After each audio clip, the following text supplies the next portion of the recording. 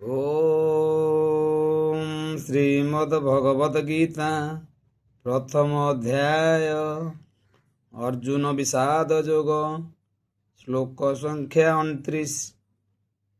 वेपथुश्च शरीरे मे रोमहर्ष च जायते गाण्डीवं संश्लेषते हस्तातक चैव परिदह्यते।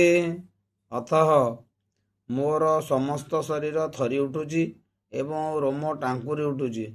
मोर गांडीव धनु हाथरू खसी जाउची एवं मोर चर्म दग्धीभूत हो जाउची।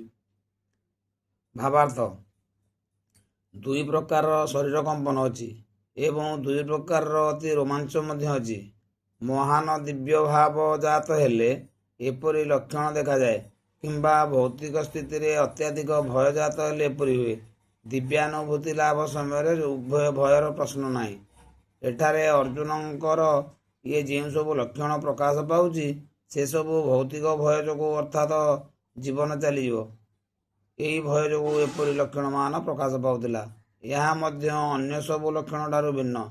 से एते अधैर्य होई पड़िथिले जे तांकर प्रसिद्ध धनुगांडीव तांको हाथरू खसी जाउथिला एवं तांकर हृदय पोड़ी जली जाउथिला।